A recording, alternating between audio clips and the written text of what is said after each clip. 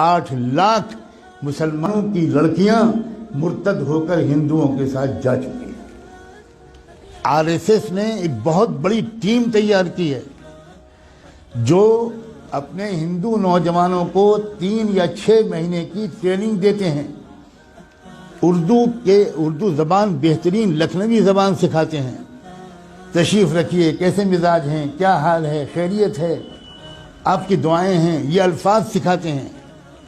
और अल्हम्दुलिल्लाह, इंशाअल्लाह, माशाअल्लाह, इन्ना लिल्लाह, ये सब सिखाते हैं। और अपने नौजवान लड़कों को ये सिखाकर कहते हैं अब तो मुस्लिम लड़कियों को फंसाओ।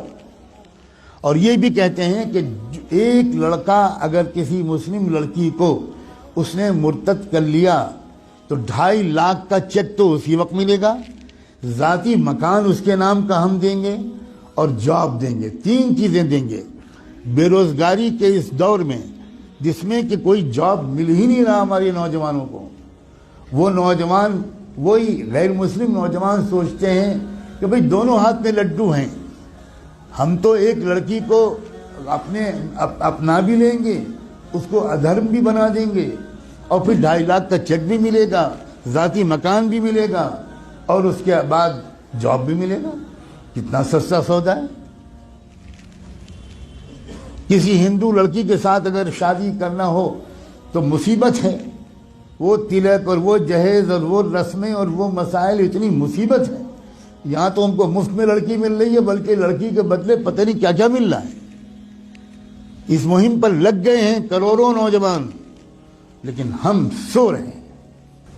अल्लाह जाने कौन सा कोड़ा हमें चाहिए अल्लाह का, कौन सा दुर्रा चाहिए, कौन सा तमाचा चाहिए, कौन सा अजाब चाहिए हमारे जागने के लिए। मैंने आयत पढ़ी थी, ये जो इस वक्त का मसला गुनाहों का नहीं है, इस वक्त का असल मसला इर्तिदाद का है।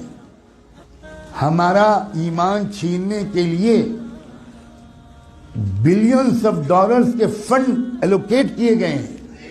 इन पैसों का सिर्फ एक इस्तेमाल है, मुसलमानों की जान और माल लूटना। ये बहुत छोटा काम है। अब जो काम है वो ये कि ईमान छीनो इनसे। डराओ धमकाओ भी, लालच भी दो। डराना धमकाना भी आपने पिछले 1 हफ्ते में खूब सुन लिया। और लालच देने की बात अगर न सुना हो और कानों में रुई ठूसी हुई हो तो आज तो मैं कम से कम आपको बता रहा हूं, अब तो जाग जाओ। अपने बच्चों और बच्चियों को कहां पढ़वाना है और कहां नहीं पढ़वाना अभी भी समझ में नहीं आएगा। अकबर इलाहाबादी, जो इलाहाबाद हाई कोर्ट के जज थे, उन्होंने शेर कहा था। वो कोई मौलाना नहीं थे, वो कोई हाजी साहब और हाफिज कुरान नहीं थे, अंग्रेज़ों के ज़माने में हाई कोर्ट के जज थे। उन्होंने ये शेर कहा था, यूं कत्ल से वो बच्चों के बदनाम न होता, यूं कत्ल से वो बच्चों के बदनाम न होता, अफसोस कि फिरौन को कॉलेज की न सूझी। खाली वो कॉलेज भेज देता, बस खत्म, वो तो कत्ल हो ही जाते। अपने इदारे कायम करना, अपने इदारों में अपने बच्चों और बच्चियों को पढ़वाना इस्लामी तहजीब के साथ। मैं बिल्कुल नहीं कहता कि अपना पढ़वाएं, लेकिन मैं ये ज़रूर कहता हूँ कि इस तरह पढ़वाना कि उनकी इज्जत भी लूटे, उनका ईमान भी छीने। इस तरह पढ़वाने से बढ़कर कोई पागलपन दुनिया में नहीं। इससे बेहतर यह है कि मेरी बेटी बिल्कुल अनपढ़ रहे। जिसको लगता हो कि ये गलत जुमला है, भुगतेगा इंशाअल्लाह। खुदा जाने कब होश आएगा, खुदा जाने कब तक हम जुमे की नमाज पढ़कर अपने को अल्लाह का वली समझते रहें। हम में से अक्सर लोग अपनी लड़कियों को कॉलेजेस में, यूनिवर्सिटीज़ में, स्कूल्स में भेजते हैं और बिल्कुल खबर नहीं लेते कि हमारी लड़की वहाँ से साइंस पढ़ रही है या वहाँ फहाशी पढ़ रही है, हमारी लड़की वहाँ से मैथमेटिक्स और फिजिक्स पढ़ रही है या वहाँ से कुफ्र सीख रही है। बिल्कुल बेखबर है। जब कोई कहता है कि भाई अपनी लड़कियों को पर्दा कराओ, बाहया बनाओ, बेपर्दा मत रखो, तो ये मौलाना लोग पता नहीं क्या पुराने ज़माने की बातें करते हैं। क्या पुराने ज़माने की बातें, ज़माना बदल गया, ज़माना बदल गया तो रसूलुल्लाह बदल गए, अल्लाह बदल गया, कुरान बदल गया, इस्लाम बदल गया। क्या बदल गया? ये कहिए कि हम बदल गए, ज़माने को मत कहिए कि ज़माना बदल गया।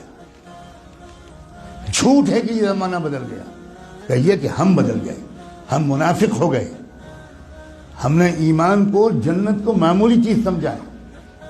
ہم نے جہنم کو معمولی چیز سمجھا ہے.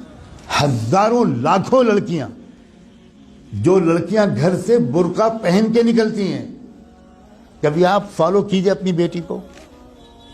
جو لڑکی برقع پہن کے نکلتی ہے، اس کو باپ کو کہہ رہا ہوں میں، اس کے بھائی سے کہہ رہا ہوں، کبھی دیکھیے کہ کیا وہ برقع گھر سے باہر کتنی دور تک رہتا ہے، اور اس کے بعد وہ برقع لپٹ کر پرس میں جاتا ہے، اور اس کے بعد کیا ہوتا ہے. کتنی بے خبر ہے امت مسلمہ. میں چند دنوں پہلے شاید جب حاضر ہوا تھا یہاں تو یہ بات کہہ چکا تھا. میں پھر دہراتا ہوں، اور ہو سکتا ہے کہ میں نے نہ کہا ہو، کیونکہ میں ہزاروں جگہ یہ باتیں کہہ رہا ہوں. اتراکھنڈ سے میرے پاس میسج آیا کہ خود ایک وہ لڑکی جو خود حافظ قرآن تھی وہ مرتد ہو گئی. کچھ خبر نہیں. عجیب غریب قسم کی غفلت ہے ہم پر.